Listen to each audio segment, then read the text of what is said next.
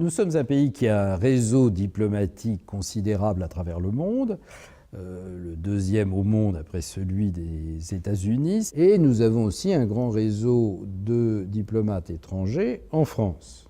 C'est un ministère des Affaires étrangères, dépositaire d'une histoire, d'une compétence, d'une mémoire qui permet aux dirigeants français de disposer de cette expertise. Quel que soit l'interlocuteur, nous avons toujours, encore une fois, un historique, une vision, des éléments à échanger et une capacité d'analyse et d'initiative. C'est une capacité partagée par très peu de pays dans le monde, qui est due à notre statut, qui est due à notre capacité d'intervention militaire, qui est due à notre position au sein du Conseil de sécurité et à une volonté politique du président Hollande d'utiliser ses atouts pour faire valoir les vues de la France. Avec la défense, c'est un des domaines réservés du président, donc il a autour de lui une équipe diplomatique très structurée.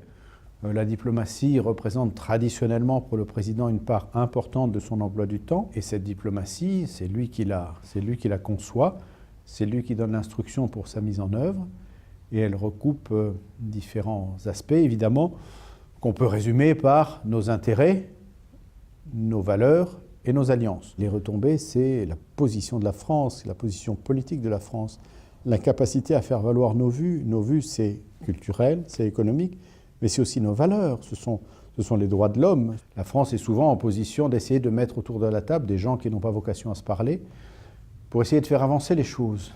Et là, en termes de négociation, il faut veiller à la dignité de chacun, veiller au respect de chacun. Le respect, je crois, est un maître mot dans la négociation, pour essayer de faire en sorte que les gens avancent. Il n'y a pas une négociation, il y a des milliers de négociations possibles. Ça dépend du rôle que l'on joue, mais la France joue très souvent le rôle de médiateur entre différentes parties. C'est le cas sur l'Ukraine.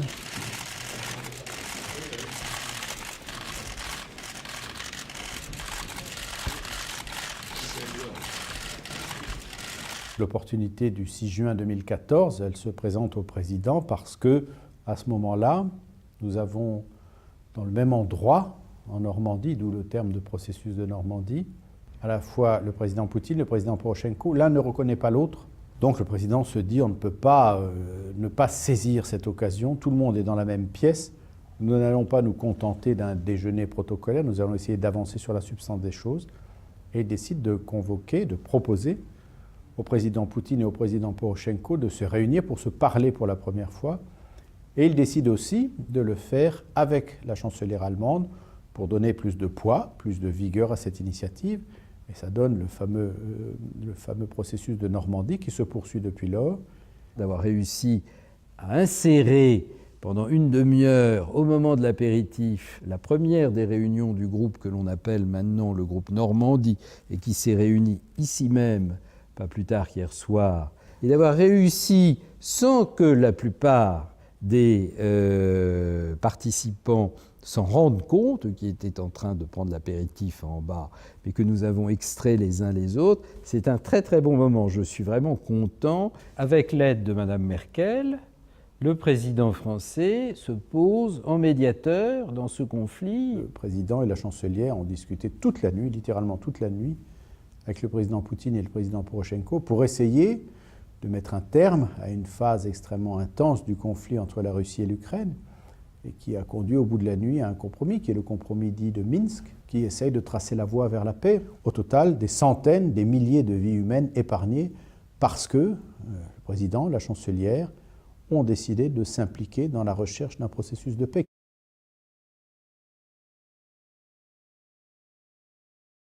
Le conseiller diplomatique du président de la République a pour fonction, aux côtés du président, d'abord de lui donner une vision aussi précise que possible de l'actualité internationale, ensuite de l'aider à analyser cette actualité, puis de lui faire des propositions d'action pour que la France puisse agir sur cette actualité internationale.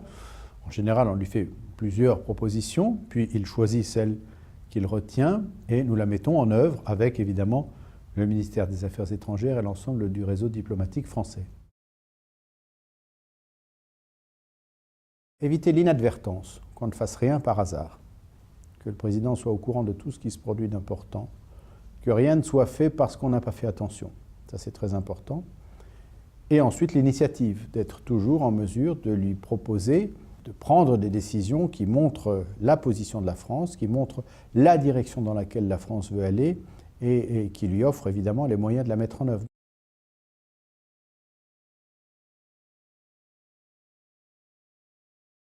Nous avons d'une part ce que l'on appelle le cérémonial, c'est-à-dire l'organisation des déplacements du président de la République et du Premier ministre à l'étranger et des personnalités étrangères en France. Je travaille pour le président de la République, pour le Premier ministre, c'est mon premier adjoint qui est en particulier chargé d'organiser ces déplacements, mais également pour l'ensemble des membres du gouvernement. Le président de la République, le président de la République actuel, son prédécesseur, tout autant, vont au contact des gens. On est plus là, un peu en arrière ou un peu à côté pour s'assurer que tout se passe bien, pour rappeler au chef de l'État les horaires, tout en lui maintenant dans l'organisation de son programme des temps de respiration et des temps de contact avec la presse aussi.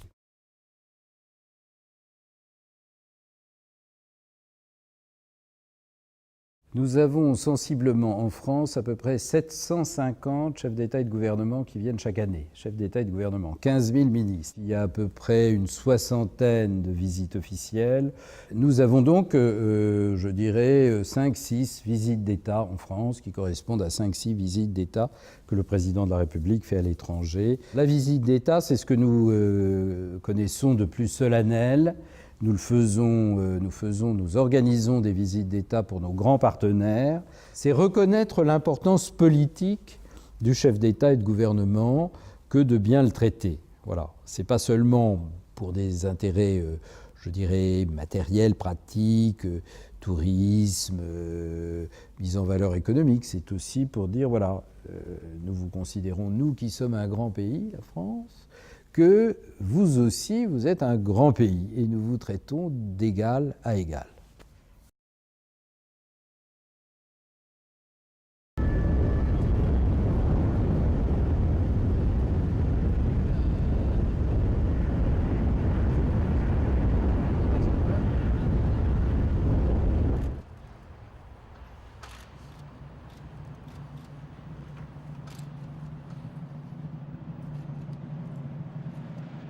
Vous avez le pavoisement des Champs-Élysées et de l'esplanade des Invalides.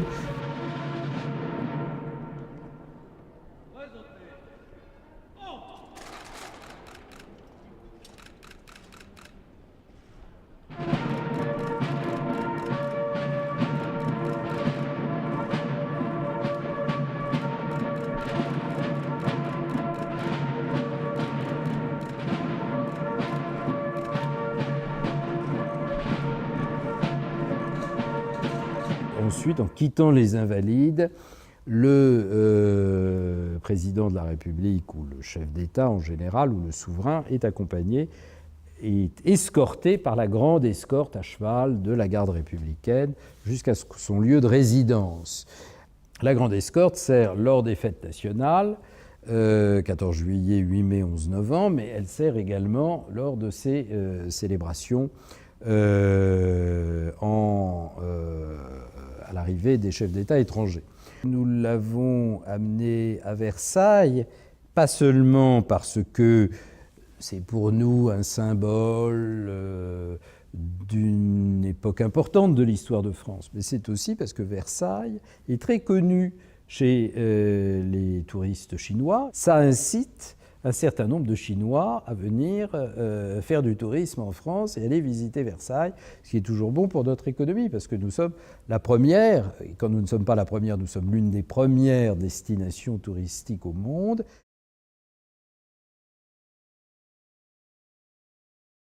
Jamais dans l'histoire de l'humanité, autant de chefs d'État et de gouvernement avaient été réunis dans la même pièce. Les toutes dernières heures de la COP21 ont probablement été les plus dramatiques, parce que c'était le moment où il fallait recueillir le résultat d'une année, de 2 années de travail, d'une implication énorme. Lorsqu'il s'agit de réunir l'unanimité, vous avez 1, 2, 3 pays qui disent « moi, pour rejoindre l'unanimité, voilà ce que j'exige ». Et pour ça, il a fallu évidemment convaincre, et ça a été dans le cadre d'un travail conjoint entre le ministre et le président, entre les équipes du ministère et les équipes du président pour savoir auprès de qui faire porter les derniers efforts pour obtenir cette unanimité. Parce que lorsque M. Fabius lève son marteau et dit unanimité et abaisse son marteau, il faut que personne ne se lève dans la salle. Personne ne dise objection. J'invite maintenant la COP à adopter le projet de décision intitulé Accord de Paris qui figure dans le document. Je regarde la salle, je vois que la réaction est positive, je n'entends pas d'objection. L'accord de Paris pour le climat est accepté.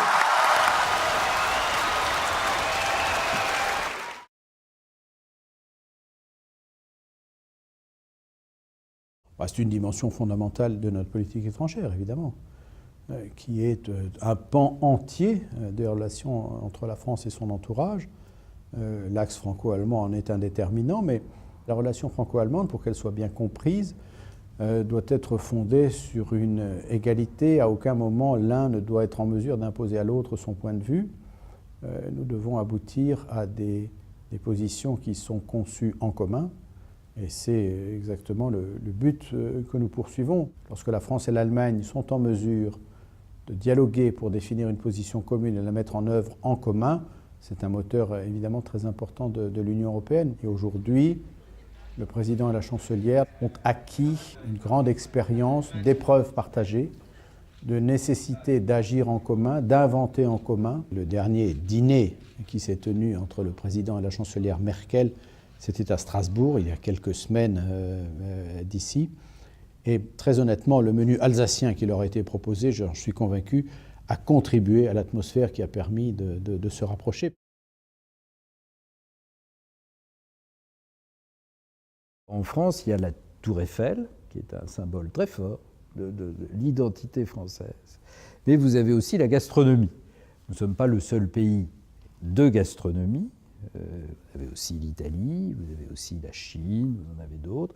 Mais enfin, nous sommes un pays connu pour l'art de vivre. C'est normal que nous nous servions de ça pour, dans un environnement concurrentiel, contribuer à l'attractivité française. La tendance est d'avoir de plus en plus souvent des repas de travail, c'est-à-dire que l'on commence par un tête-à-tête ou un entretien réduit et on prolonge par un entretien élargi autour de la table pour gagner du temps.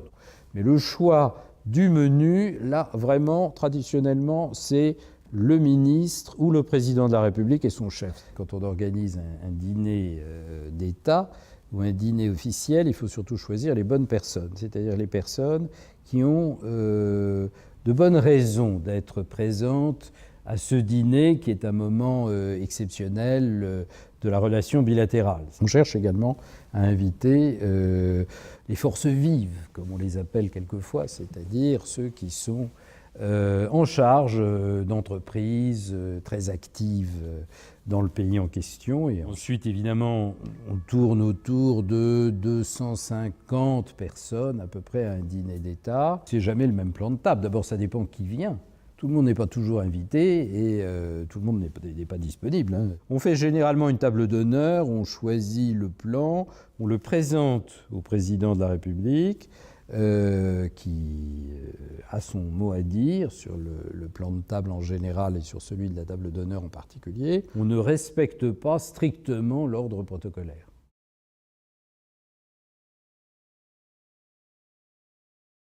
J'espère que ça vous plaira parce que ce sont des chevaux pour la lutte.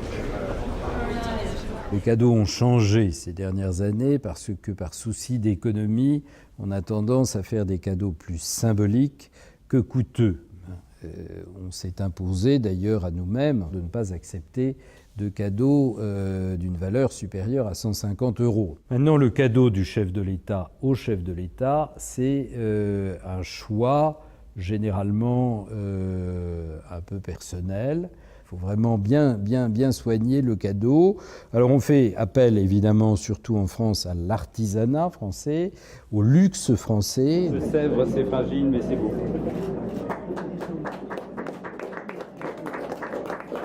On offre aussi régulièrement des éditions originales.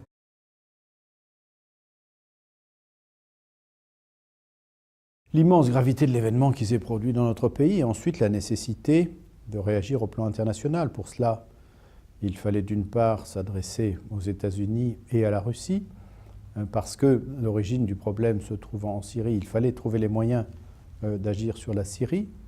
Donc définir avec le président Obama, puis la même semaine avec le président Poutine au Kremlin. Donc le bureau ovale et le Kremlin, à quelques jours d'intervalle, peu de pays au monde peuvent obtenir ça, et ce fut le cas de la France, pour les mobiliser autour de quelques principes très simples sur la lutte contre Daesh, sur la nécessité d'une intransigeance dans ce domaine.